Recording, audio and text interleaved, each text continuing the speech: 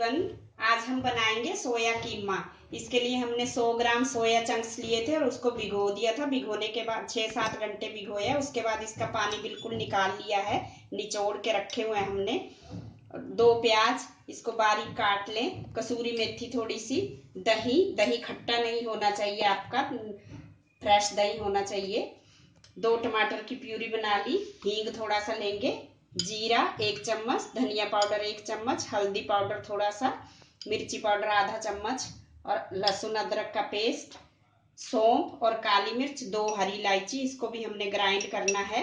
और ये शाही पनीर का मसाला 1 चम्मच। बटर में बनाएंगे हम, या आप देसी घी में बनाएं या बटर में बनाएं। नमक स्वाद अनुसार। और ये 2 हरी मिर्च और अदरक को लंबा लंबा काटा हुआ है। सोया चंक्स को हम मिक्सी में ग्राइंड कर लेंगे। सोया चंक्स को हमने ग्राइंड कर लिया है। अब इसमें हमने डालने हैं ये काली मिर्च, सौंफ और इलायची का पाउडर कर लिया था, इसको डाल देंगे। ये बिल्कुल बारीक ना करें, ज्यादा बारीक नहीं करना, थोड़ा इस तरह से होना चाहिए। और इसमें डाल देंगे लहसुन अदरक का पेस्ट। दही डाल देंगे। दही 2 टेबलस्पून डाल दें, 2 टेबलस्पून ही है ये। थोड़ी सी कसूरी मेथी और थोड़ा सा नमक,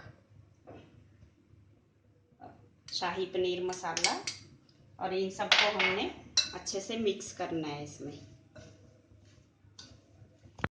कढ़ाई में हमने बटर डाला था, बटर मेल्ट हो गया। अब इसमें थोड़ा सा हींग डाल देंगे और प्याज डाल देंगे। और प्याज को हमने तब तक भूनना है जब तक कि अच्छे से ब्राउन कलर ना आ जाए। इसमें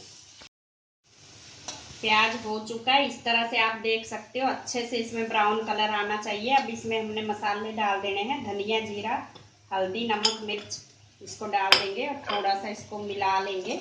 मिलाने के बाद अब इसमें डाल देंगे टमाटर की प्यूरी और इसको भी हमने थोड़ी देर पकाना है।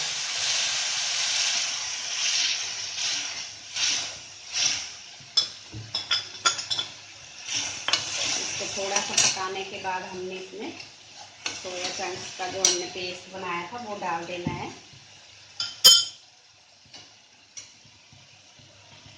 नमक इसमें हम कभी डालेंगे नहीं, क्योंकि हमने इसमें भी नमक डाला और बटर भी हमारा साल्टेड था, तो नमक आप टेस्ट करके ही डालें।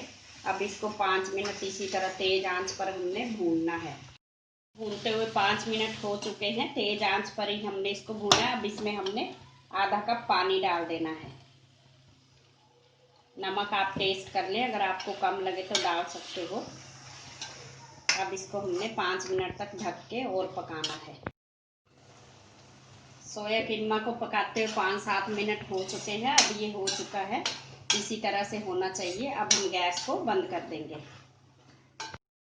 सोया कीमा हमारा खाने के लिए तैयार है। बहुत ही स्वादिष्ट बनता है, जरूर ट्राई करके देखें। इसको आप रोटी के साथ खाएं, चावल के साथ खाएं। Thanks for watching.